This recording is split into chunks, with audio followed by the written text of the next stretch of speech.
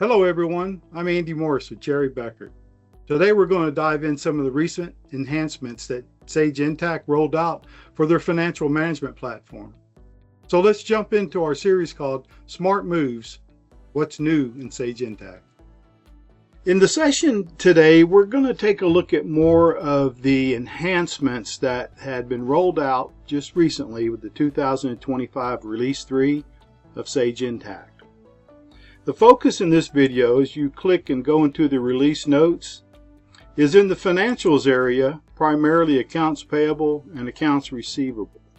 And what was done to help is that pay bills from a vendor's list. There's been functionality in the past to be able to pay bills off of the bills list and over an accounts receivable to be able to receive a deposit and apply it to a sales invoice on the invoice list. What the designers have done now is they've extended it out to the business partner list or the vendor list or the accounts receivables customer list. So let's take a look at both. We'll start with the vendors list. And to do that, you can see I'm at a top level. I'm going to move on to the entity down into this environment. And what you'll see right away, I'm in accounts receivable and I'm in the list called customers.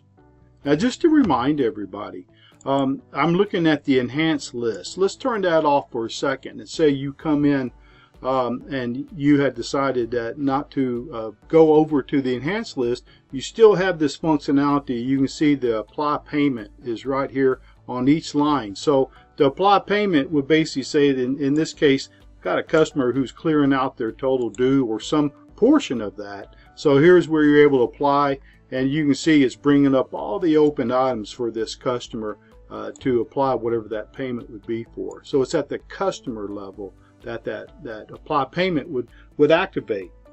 But let's go back to where we are, and that is the enhanced list, which is the other new feature that came out in Release 3. And you can look here immediately and go, what happened to it?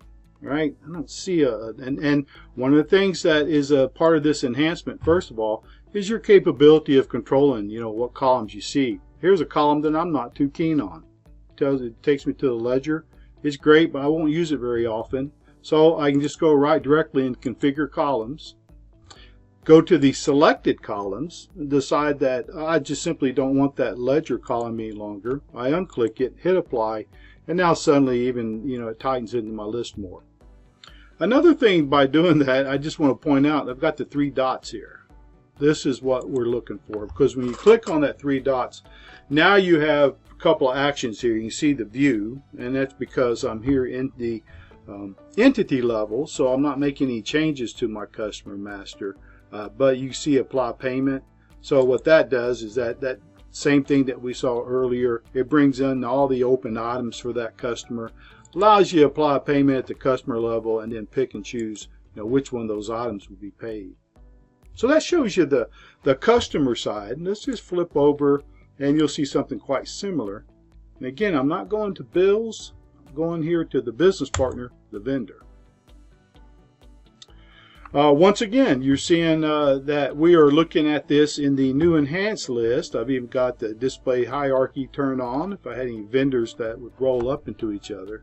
But right away, you may see that the dots just aren't showing up right now. It's because I got some extra columns here that really force me to have to scroll over. I don't care to do that each time, so I'll find a column like country and just go ahead and hide it. So again, configure columns, pick the ones that are selected. Here I'll just uncheck country. That doesn't remove it from the database, it only removes it from the screen. And as we look at these, now I want you to notice here active. Now look at the filter that I'm using in here.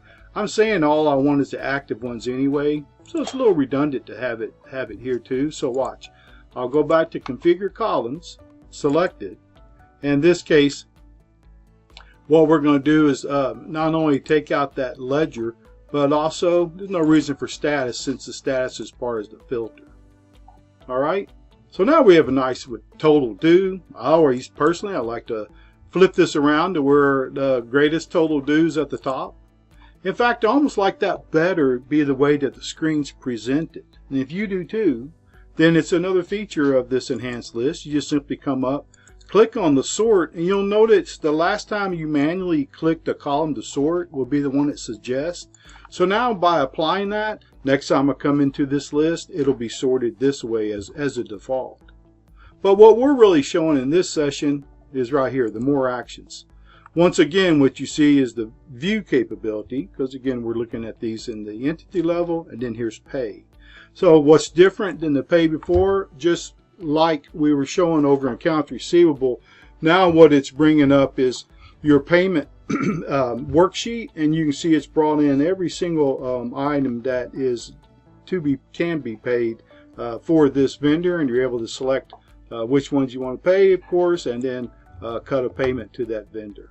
Well, that concludes this episode of the enhancements put into Sage Intacct release number 3 for 2025, and I thank you very much for your attention.